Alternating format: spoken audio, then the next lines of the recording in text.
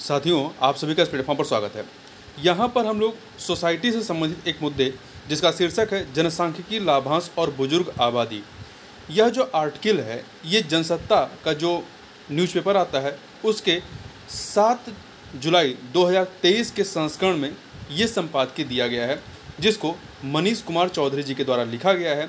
और ये आर्टिकल आपके यूपीएससी और यूपीपीसीएस में दोनों में जीएस पेपर 1 और निबंध इन दोनों टॉपिक से या इन दोनों सेक्शन से संबंधित है और काफ़ी महत्वपूर्ण टॉपिक है।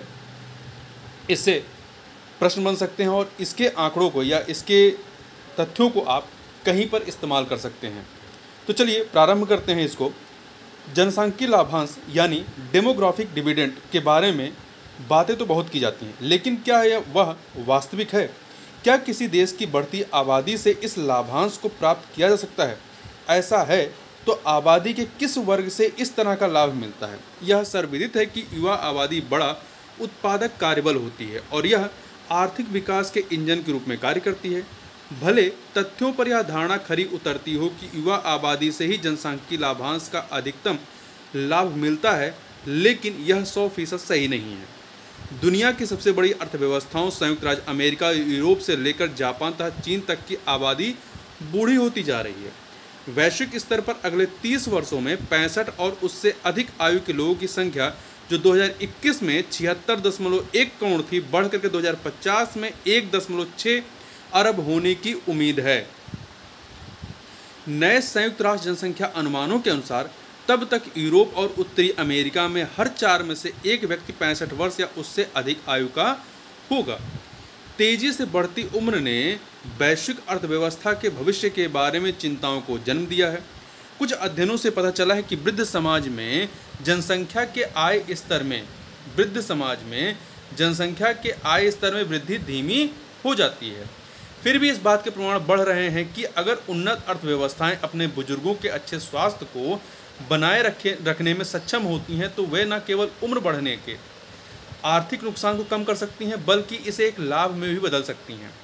बुढ़ापा सकल घरेलू उत्पाद की वृद्धि दर को, जीडीपी की वृद्धि दर को धीमा कर सकता है, लेकिन प्रति व्यक्ति आय को उतना प्रभावित नहीं करता। विशेषज्ञों का मानना है कि प्रौद्योगिकी और उच्च जीवन प्रत्याशा के स्तर कामकाजी उम्र की आबादी में उत्पादकता बढ़ा और संभावित रूप से सिकुड़ती श्रम शक्ति से होने वाले नुकसान की भरपाई कर सकते हैं। पुरानी पीढ़ियों की संचित संपत्ति भविष्य के निवेश को आगे बढ़ा सकती है। कुछ देश दिखा रहे हैं कि यह कैसे किया जा सकता है। चीन में प्रति 100 कर्मचारियों पे 16 बुजुर्गों का अनुपात 2025 तक 2 गुना हो जाएगा। मतलब प्रति 100 पे कितना हो जाएगा? 32 हो जाएंगे बुजुर्ग। चीन की आबादी 60 वर्षों में पहली बार 2022 में घटी है। अपनी बूढ़ी आबादी के बावजूद विकसित राष्ट्र अब तक एक आर्थिक गोल्डीलॉक्स क्षेत्र में रह रहे हैं। गोल्डीलॉक्स माने यानी ना बहुत युवा ना बहुत बूढ़े, मतलब एक तरीके से आर्थिक रूप से आकर्षक क्षेत्र में रह रहे हैं, क्योंकि उनकी प्रजनन दर में तेजी से गिरावट आ रही है। पूर्वी और दक्षिण पूर्व एशिया, यूरोप, उत्तरी अमेरिका, ऑस्ट्रेलिया और न्यूजीलैंड के देशों में वर्तमान में कामकाजी उम्र की आबादी का उच्चतम अनुपात है, जिसे संयुक्त राष्ट्र 25 से 64 वर्ष के बीच का बताता है। मगर यह कामकाजी उम्र की आबादी अब स्थिर हो गई है या घट रही है। आमतौर पर किसी समाज की कामकाजी उम्र की आबादी उपभोग से अधिक उत्पादन करती है। कुछ मामलों में जीडीपी पर बढ़ती आबादी का प्रभाव अधिक चरम हो सकता है। चीन एक उदाहरण है। 2020 से 2060 तक चीन की कामकाजी उम्र की आबादी की विकास दर में हर साल 1% की गिरावट का अनुमान है, जबकि 1990 से 2015 तक अन्य वर्षों की तुलना में यह हर साल 1.5% बढ़ रही थी, जो कामकाजी उम्र की आबादी थी। हालांकि जीडीपी विकास दर ही हमेशा इस बात का सबसे अच्छा संकेतक नहीं है कि कोई अर्थव्यवस्था उम्र बढ़ने से कैसे निपट रही है। जनसंख्या की भलाई के लिए सबसे ज़्यादा मायने रखता है आय का स्तर, जिसे प्रति व्यक्ति जीडीपी द्वारा मापा जाता है। एक अध्ययन से पता चला है कि प्रति व्यक्ति आय के स्तर पर उम्रदराज कामकाजी आबादी का प्रभाव जो है वो नगण्य है। उम्र को उत्पादकता से बहुत ज़्यादा जोड़ना नहीं चाहिए। आप 70 साल की उम्र में स्वस्थ रह सकते हैं और खूब काम कर सकते हैं। भारत के संदर्भ में देखें तो बीते दशक में देश की आबादी 16 करोड़ बढ़ी है। इसकी तुलना में चीन की आबादी इससे आधी यानी 8 करोड़ बढ़ी है। कई विश्लेषकों का मत है कि जनसंख्या वृद्धि से भारत को लाभ हुआ है, क्योंकि बीते दशक में जन्मे लाखों लोग जल्द ही कार्यक्षम आबादी का हिस्सा बन जाएंगे और फिर सेवानिवृत्त होने तक अपने आर्थिक योगदान से देश की अर्थव्यवस्था को लाभ पहुंचाते रहेंगे। इस तरह देखें तो भारत को चीन की तुलना में दोगुना जनसांख्यिकीय लाभ मिलना चाहिए, मगर ऐसा नहीं है। इसकी दो वजह हैं। पहला, चीनियों की तुलना में एक औसत भारतीय कम काम करता है। दूसरा, चीन के 68% की तुलना में भारत का श्रम शक्ति योगदान कितना है? 45%। चीन में 68% है और भारत का श्रम शक्ति योगदान कितना है? 45%। इससे स्पष्ट है कि मात्र आबादी बढ़ने से जनसांख्यिकीय लाभांश में वृद्धि हो जाएगी, ऐसा मानना पूरी तरह से ठीक नहीं है।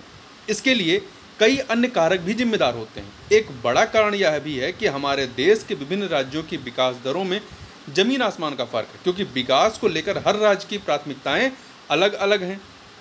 शिक्षा का अभाव भी जनसांख्यिकीय लाभांश के मार्ग में एक बड़ा अवरोध है। भारत के असंगठित क्षेत्र में कार्यरत श्रमिकों में से 31% जो हैं वो अशिक्षित, 13% प्राथमिक स्तर पर शिक्षित और महज 6% लोग स्नातक हैं।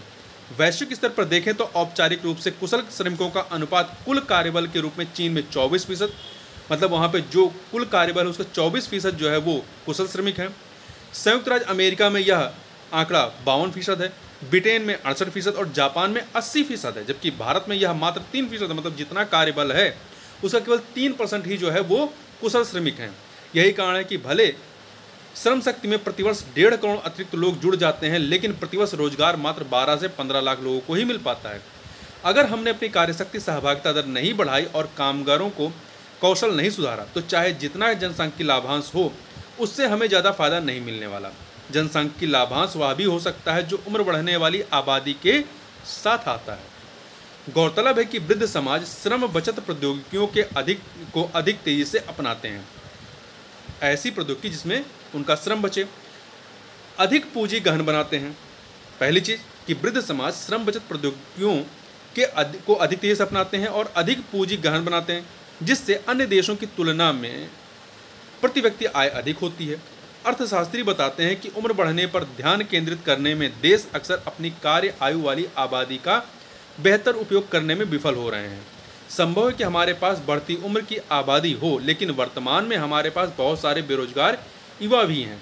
दुनिया की सबसे पुरानी आबादी वाला जापान वृद्ध लोगों की स्वास्थ्य आवश्यकताओं पर ध्यान केंद्रित करने वाली नीतियों को विकसित करने में अग्रणी है, जबकि वृद्ध लोगों को काम करने की अनुमति देकर श्रम बाजारों को अधिक लचीला बना रहा है। जापान ने अपने सेवानिवृत्त की आयु को 60 से बढ़ाकर 65 वर्ष कर दिया और 2021 के कानून के माध्यम से नियोक्ताओं को 70 वर्ष की आयु तक अपने कार्यबल को प्रयास करने और बनाए रखने की आवश्यकता पर जोर दिया है। इसके अलावा एशिया में सिंगापुर ने 2022 से कंपनियों के लिए कर्मचारियों को पुनर्रोजगार की पेशकश करना अनिवार्य कर दिया है। इस दशक के अंत तक सिंगापुर सेवानिवृत्त और पुनर्रोजगार की आयु क्रमशः 65 और 70 वर्ष तक बढ़ाने की योजना बना रहा है। विरोधाभास यह भी कि सरकारों द्वारा उठाए गए ऐसे कदमों के पीछे राजनीतिक लाभ छिपे हैं। तो इस प्रकार से इस वीडियो में बस इतना ही। मिलते हैं नेक्स्ट वीडियो में, तब तक के लिए बहुत बहुत धन्यवाद।